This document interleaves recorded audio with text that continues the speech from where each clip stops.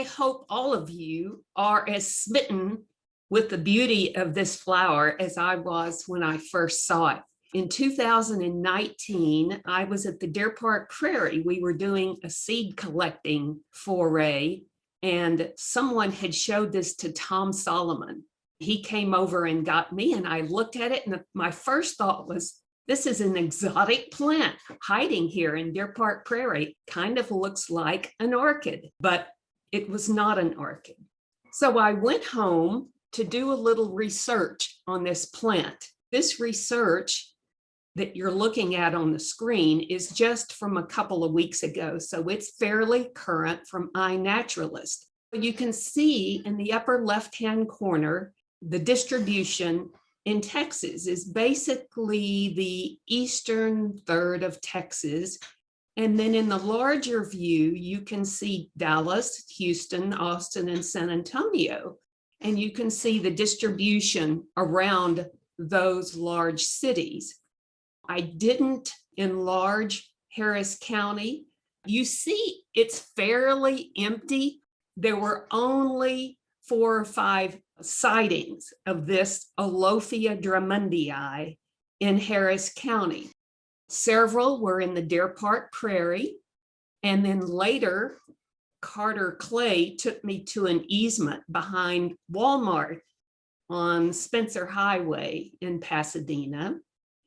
And then there has been a report, it's been on the easement behind Home Depot on El Dorado. And then there is another sighting on the west bank of what is now Mark Kramer, previously called Mud Lake. Really not very many, but there are some in our area. And this again from iNaturalist.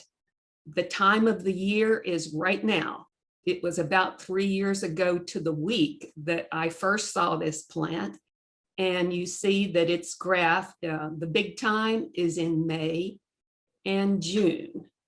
So this is their season. You may see some similarities to a plant that you're familiar with, the prairie nymph or Herbertia lehu. You look at these plants and you see fairly quickly that they each have 3 large and 3 small. We call these tepals, but they're in 3s. You kind of say, what else is in 3s? You think about irises and tulips and members of the monocot group. So on the left is the propeller flower, or it's also called pinewood lily, purple pleat leaf, or pleat leaf iris is what I call it. And the Herbertia also is known as a prairie nymph. Taxonomically, when you look these up, it's all over the map. The prairie nymph has sometimes been called Alophia. It's very confusing when you start to look these up, but they are 2 distinct plants. I will call them cousins.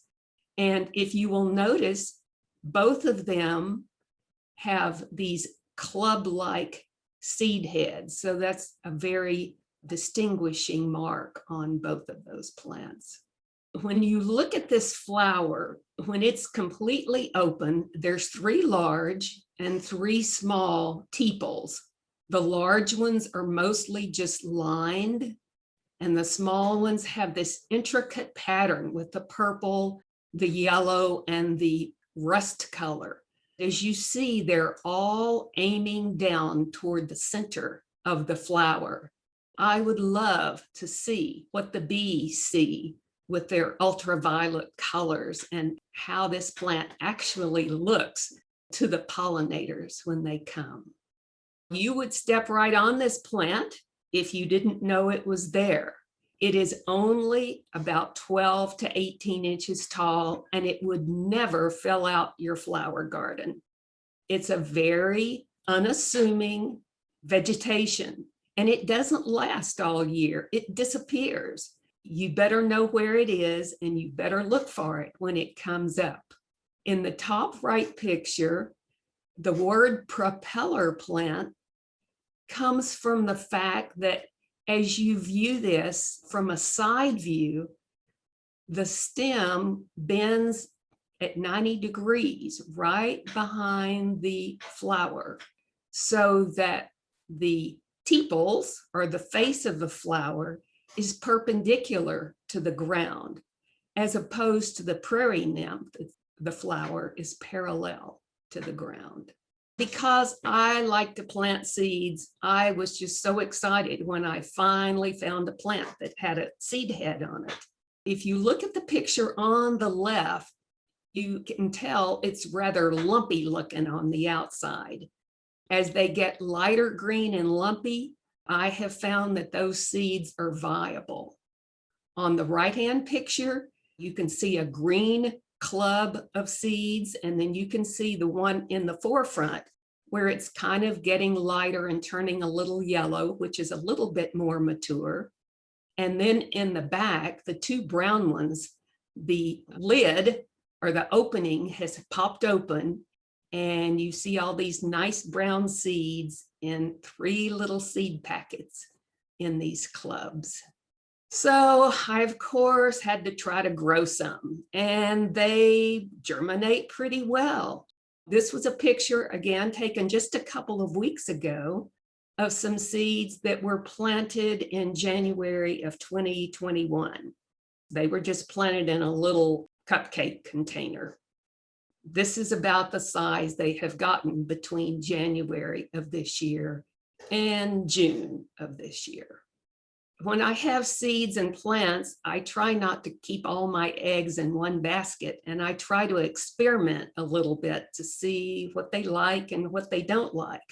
On the left, these were seeds from 2020 that in August, I kind of separated out and put them each in a tall cell container, and then they immediately disappeared. So I guess they kind of tend to go dormant in the late summer. But then they came out this year, but they don't look the best. So on the little photo on the right, the left-hand pot are 2020 seedlings that I kind of separated and put them in a rather light, a very well-draining pottery pot, and then a lot of light soil. And they're okay, but they're not super strong looking. Whereas in the black pot on the right, those are 2019 seedlings. I got tired of separating them, so I just dumped a bunch of them in the black pot, and they seem very happy. The ones in the 2019 pot, the black one, have just bloomed this year. So it seems to take about 2 years before they get to the bloom stage. These are in the iris family. They're not orchids, even though they look exotic like orchids, but they're in the iris family, and they have a tiny little bulb down at the bottom. These little plants, they like to live with friends rather than just by themselves, it appears. And if you would like to share some of these plants, I'd be glad to share with you, but I need to extract some work from you first, and you could help me with lateral transfers, and then you could take a few with you. Thank you. These are the resources that I used. The pictures were by permission. That's it.